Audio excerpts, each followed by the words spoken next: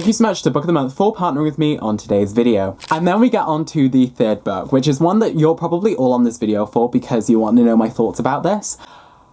I did not enjoy this. And I'm like, I will be okay with either of those. Like, I first read this as a joke, but now I don't think it's so much of a joke anymore.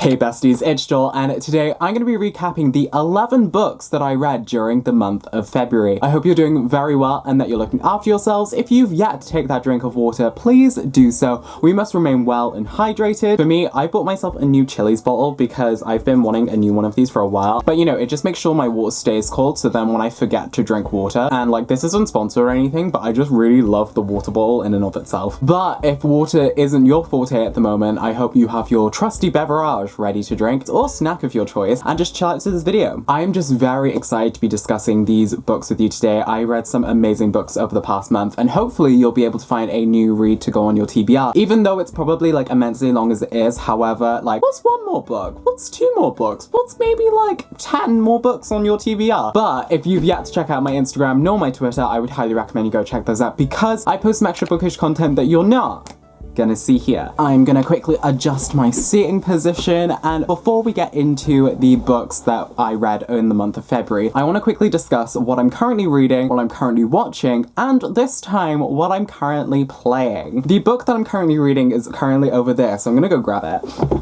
And I just got into my seating position too. Let's get back into it. I'm crossing my legs on this chair. So I'm currently reading The Leviathan by Rosie Andrews. This is the Waterstones exclusive edition, which has these like really beautiful like stenciled edges. I can only describe it as, it's hard to describe what this book is about because like it kind of takes place during like the witch trials that took place in England, and there's weird stuff going on, and basically the main character is trying to investigate the weird things that are going on. There's kind of like hints towards like superstition, something supernatural. I'm like almost 100 pages into it and I'm kind of enjoying it so far. This is definitely a slower read for me. I don't know why. Hopefully I'll like it. I'm going back and forth on it at the moment. I think the beginning is quite a bit slow, but we'll see how I feel at the end. But yeah, that's what I'm currently reading. Alongside a video that's coming out, I think next week, I'm reading some books for that as well. It's one that's been highly anticipated for a while. One that will coincide with a new Netflix show that's coming out this spring. What I'm currently watching at the moment, I'm watching a few different shows actually. In terms of the Western space, I'm currently being taken up majorly by the two Star Trek shows, so Star Trek Discovery and Star Trek Picard. Star Trek Discovery is almost finished now, so I'll probably be swiftly transitioning to solely watching Picard, but both seasons so far have been filled with intrigue and mystery. I'm just really enjoying it, and the writing has gotten a lot better as the seasons have progressed with both shows, and I'm just really looking forward to seeing like these new stories, and I'm just really happy about that. But in the Korean drama space, I'm basically currently watching one Korean drama, and that is Forecasting Love and Weather, basically because Park Min Young's in it. Park Min Young, just love that she's now come into this like romantic comedy space and is just owning it completely, and so I'm really looking forward to like seeing more from her. And Forecasting Love and Weather has just been so amazing so far, and I'm really excited to see how it continues, and like the new episodes coming out like this weekend, like every weekend, so it's very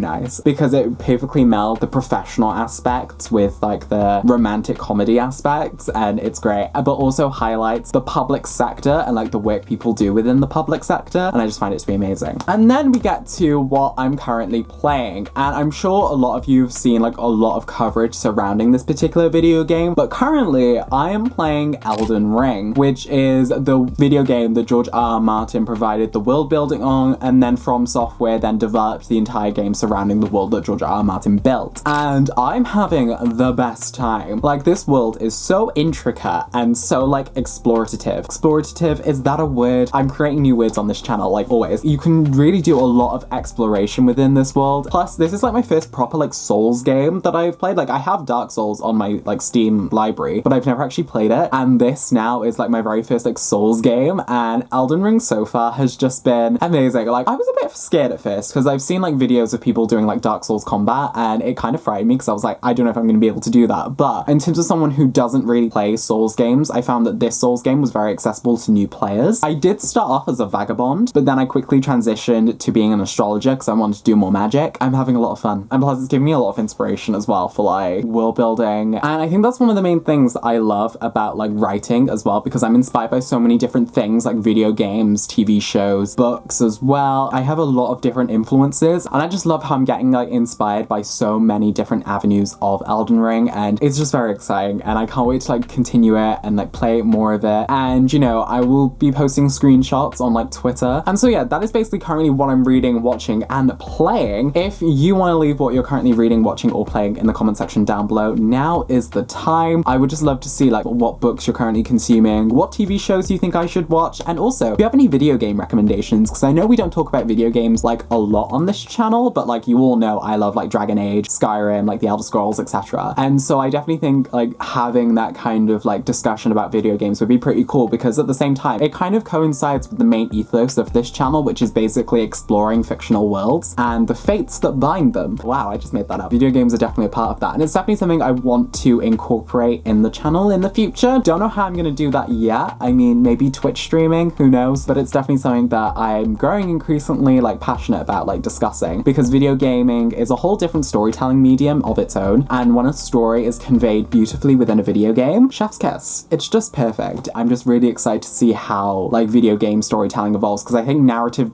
wow, we're going into a whole different tangent here, but I basically wanted to be like a narrative designer as one of like my potential careers, and so I always wanted to be able to like write video game like stories and stuff. It's definitely something that I still want to do down the line, but I think once I become more established as an author, I think then like I'll be able to delve more into like narrative design. And I did a video game writing course at university, so I kind of have some idea about narrative design. That's just like a dream of mine and it would just be really amazing. But anyways, let us like push that to the side now as we get to the actual main topic of this video. Before we get on to the books that I read in the month of February, we do have a very quick message from the sponsor of today's video, and so we're gonna throw it on over to Sponsor Joel in order to tell you all about that. Hello besties, once again I'd like to thank Book of the Month for sponsoring today's video. Book of the Month is a super popular book service for readers located within the US, with their main objective to promote new emerging authors and help readers discover books that they'll love. Each month they curate a selection of new and early release titles for you to choose from, so that you have more time to devour the amazing stories that they offer. Plus it is risk-free, so you can skip any month, anytime, and you won't be charged. This month I was fortunate enough to be sent all 7 of their March picks, which were The Book of Cold Cases by Simone St. James, The Verifiers by Jane Peck, The Unsinkable Greta James by Jennifer E. Smith, Tell Me Everything, The Story of a Private Investigation by Erica House, The Paris Apartment by Lucy Foley, The Cartographers by Peng Shepherd, and finally Dating Dr. Dill by Nisha Sharma. I've picked my top 3 books that I think you should pick for your selection. The first one is The Paris Apartment by Lucy Foley, because I'm loving the setup of a thriller, Jess going to her brother's apartment to find that he's not there,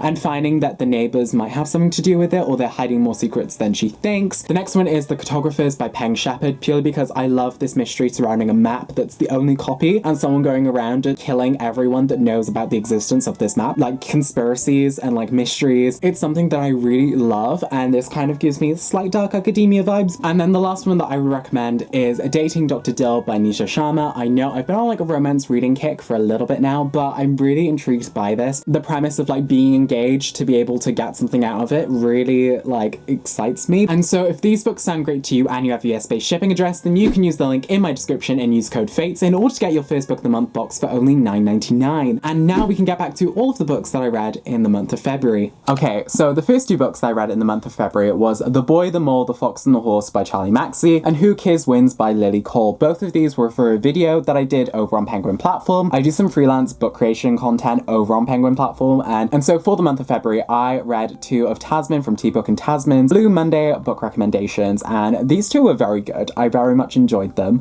If you want to find out more about like what I thought specifically, I'll have the video linked in the description down below for you. But yeah, these 2 were just really great reads, and Tasman also has some outstanding recommendations. You can find their channel in the description down below as well. They currently are on the West End starring in Cyrano. I went to go see it like a few weeks back and they were amazing. They were amazing on stage, and like they really opened some doors for me. And then we get on to the third book, which is one that you're probably all on this video for because you want to know my thoughts about this, and I also am really excited to tell you more about. Holly Black's Book of Night, her adult debut that's coming out in May of 2022, which is this year. This book is amazing. Holly Black, writing adult, iconic. This is definitely a crossover-y title because it definitely has adult themes and stuff, but it's written in a way that her YA audience isn't completely alienated. It's definitely written in that familiar way whilst also guiding you towards the world of adult urban fantasy, and the way that like Holly Black writes this book is just phenomenal. This basically follows Charlie, who gets embroiled in like conspiracy following figures from her past concerning a Book of Night. That's all I can really say about it without like getting into spoilers and stuff. I just loved it. I think that Charlie as a protagonist is also really deeply developed within this, and you can really see through like the flashback chapters that we get how much care and thought that Holly Black has given her protagonist. And like this story as well was just so excellently told. You definitely got to see a difference in Holly Black's writing style as she approaches the adult space. She has a lot to offer. I hope there is also a sequel to this book, purely because of the way that it ends, but also there are certain things that I think need to be resolved in a potential sequel. But if there's not, I think there's enough for the imagination to kind of like write some fan fiction about it. I think the only thing that kind of threw me off about this book was like there's this like one mention of NFTs in like one particular section of this book, but it doesn't need to be there. I think it's because Holly Black wants to remain within the current cultural context of our like society. However, I think the way that like it just like throws in the NFT thing, I don't think it was needed. It kind of took me out of the book a little and was a bit like, oh, right. NFTs exist in this world too. Everything else about this novel was excellent, and the world building, the way that the magic system works, the way that the characters, the villains are also really well fleshed out as well. Like everything about this was just amazing, and I really would recommend you go pick it up. Yeah, and again, a massive thank you to Del Rey for sending me an arc of this book. It's gorgeous, it's stunning, and I literally just can't wait to see what else can come from like this world that Holly Black has built, if she decides to explore even further within it, because I hope that she does. Also, actually, I might reread this near a release as well. I definitely want to write a more concrete review on Goodreads just before it releases so that people get like my whole thoughts and stuff. So I definitely think a reread will be coming in my future. Also, two more things. One, Posey and Charlie are like the best siblings, and also Posey is a really great character within this book as well. And also two, the fact that I managed to guess like one or two of the twists within this book, I was so proud of myself, but also I was still shocked and surprised at the same time, and so I hope you will be too. And yeah, it's just really great writing, and overall a really good book. The next book that I then read in the month of February was actually like a book that doesn't come out until 2023, and this is basically Lies We Sing to the Sea by Sarah Underwood. I can't really say what it's about because I don't know specifically what's in the synopsis so far, but you can check out the Goodreads link in the description down below. This book,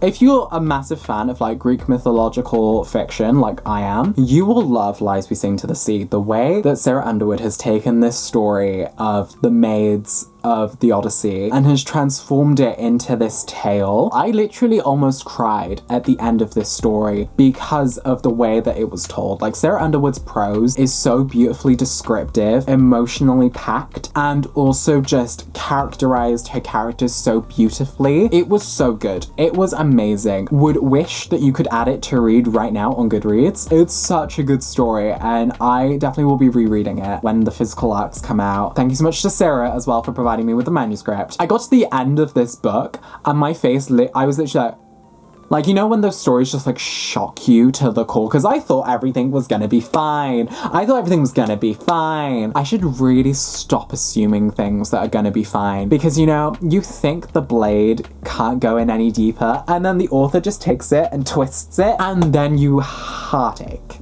But yeah, overall, a really good book. Would recommend and also pre-order, and just hopefully when it comes out in 2023, y'all are ready for it because it's so good. It is so good. Yeah, I just can't wait to see what Sarah writes next. Okay, so the next 6 books that I read were ones that I read for my romance reading vlog, which I did in the month of February on my channel. So basically, if you want a more in-depth like review and discussion of them, I would really go over to that video. I'll have it linked in the description down below as well. But I'm just gonna gonna quickly like gloss over these books, and then I'm probably gonna give Our Violent Ends a bit more of an in-depth review because I said I'd do that here. So the first one that I read was The Spanish Love Deception by Elena Armas. This one I completely fell in love with. It was amazing. I really enjoyed the story. I think that the characters were also really well developed and the romance was just very tantalizingly built, and just seeing the interactions between Aaron and Catalina were just amazing. I think my only gripes with this novel were the fact that we didn't get to see the wedding at the very end, and also the fact that we didn't get to see like the businessy project that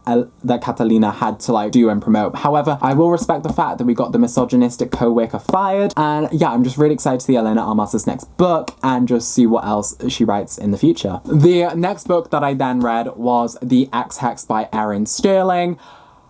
I did not enjoy this. I think it's because I just didn't like the characterization and I just didn't like the way that this was written. I think that there was a lack of character development and also a lack of build-up of the relationship, and I just don't think I could believe that after 9 years of separation, these two were like still really much in love with each other after only being together for 3 months. And so, yeah. But I still will read the sequel, The Kiss Curse, because that does seem like something that concerns a character that I quite liked in The Ex-Hex. I'm hoping we get to see more Welsh language use in the sequel because that would also be really cool. I feel like this book just needed a lot more fleshing out, a lot more build up, and also just a lot more plot because there wasn't really much plot in this. The third one we get into is The Love Hypothesis by Ali Hazelwood, and my favorite book from this vlog. My favorite book from this vlog, period. Because this book managed to combine my love of academia with a romance and did it so beautifully well. Slight enemies to lovers, fake dating romance, and it was just perfect. It was just such a good examination into, one, the role of women within STEM, two, the role of women of color within STEM, but also how sexism is also deeply embedded within academic systems that affect a lot of different people. And just seeing the relationship that's built between Olive and Adam was just so amazing. Plus the audiobook was really well done as well. But yeah, I really enjoyed it, and I'm really looking forward to Ali Hazelwood's sequel, Love on the Brain. Hopefully might get an arc for it. I really want the arc. I saw a tweet that had like the arc and then a hardcover like limited edition arc, and I'm like, I will be okay with either of those. I just really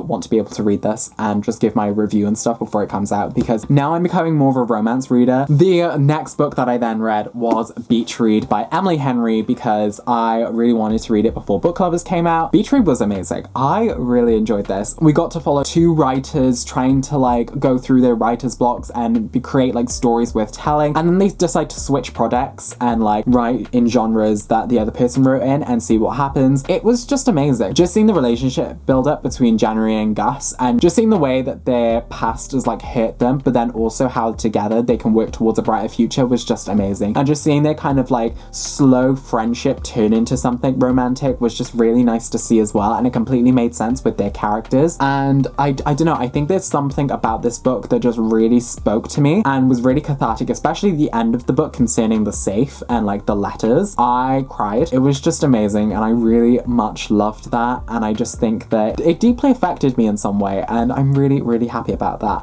Plus, I now have an arc of Book Lovers, and so now I have one of my most anticipated reads of the year in arc form. It's definitely something that I'm going to be reading soon, and I literally can't wait to read it. Beach Read as a whole was just an excellent book. Okay, so the penultimate romance book I read for that video was Ice Planet Barbarians by Ruby Dixon, purely because I wanted something out of this world, no pun intended, and also I wanted something that was like a little bit bizarre, a little bit something that wasn't like me and not something I would usually go for, but something that I could also kind of be invested in. And you know what? I was pleasantly surprised by this novel because the world building in this is better than some of the world building I've seen in other books. It shows that Ruby Dixon really cares about developing the culture and society of these aliens, but the first 25% of this novel does have trigger warnings and stuff associated with it because it's definitely the more darker part of this book. But after the first 25%, you can really see things becoming more hilarious and becoming more absurd, but in a way that kind of makes sense for the situation that they're in. Ironically, I first read this as a joke, but now I don't think it's so much of a joke anymore. Maybe I might read the sequel to this. It was interesting, to say the least, and you know, I enjoyed it. And then we get on to the last book that I read that's not specifically a romance, but one that I read because it was popular on TikTok and also had a really good romance,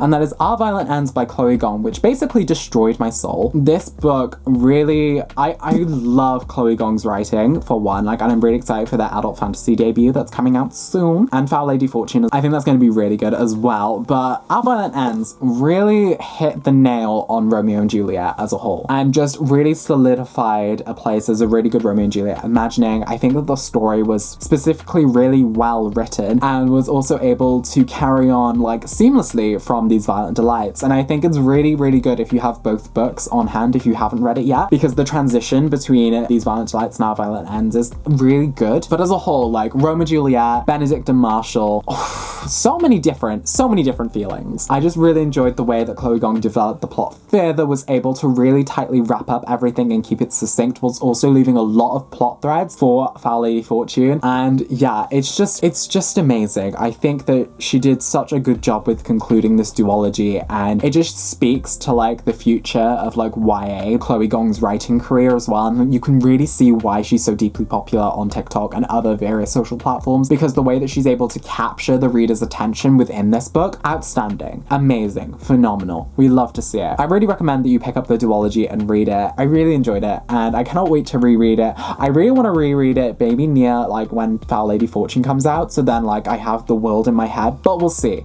Maybe I convince Chloe right now to give me an arc of it. But yeah, that was the last romance book that I read for that. The next book that I then read in the month of February was actually a graphic novel, and one that I kind of just read because I saw it and I really liked the premise of it, and so I decided to read it, and that is Cosmo Knights by Hannah Templer. And so basically Cosmo Knights follows a ragtag group of like space knights as they basically try to beat the patriarchy at its own game, which basically is like this game of Cosmo Knights where knights fight for the hand of a princess in marriage, which then the princess is then taken back to like the planet and they live there and stuff. But these knights rescue the princesses and then take them to a planet where they can basically be free and live for themselves. I liked this graphic novel. I think that the art was amazing. I think that the storytelling was good. However, I think the world building and the way that the world building was like introduced could have been a lot better. I definitely feel like this was a good story in and of itself. It wasn't enough for me to be like, okay, I feel satisfied. I felt like I wanted something more from this, which is probably what I'll get from like volume 2 whenever volume 2 is released. And so yeah, it was good. I really enjoyed it, but I'm very much anticipating volume 2 to see like how the story continues and how it like evolves. But no, I would really recommend it, but I probably would only recommend it once volume 2 comes out. I know you can currently read Cosmo Knights online as well, so if you kind of want to continue with the story, you can read it online. But if for any reason you can't read like webtoons or graphic novels online and have to read them physically, then I would definitely wait till volume 2 comes out in order to get more of a story, and maybe then you'll like it a lot better. The final book that I then read for the month of February was this little one. This is Galatea by Madeline Miller. This is a short story that she had written, and it's now in print, and it's also signed, which I'm very, very happy about. And it came in this like little pocket hardback. Galatea basically is the woman that Pygmalion had carved, and this follows the myth of Galatea and how like everything like proceeds through there. And it's a really intriguing tale, and the author's note that Madeline Miller provides at the end is resounding. It basically speaks about how in the original myth Galatea is never named, and the story is basically sexist and misogynist in tone. But seeing like Madeline Miller write this and then also in turn not name Pygmalion once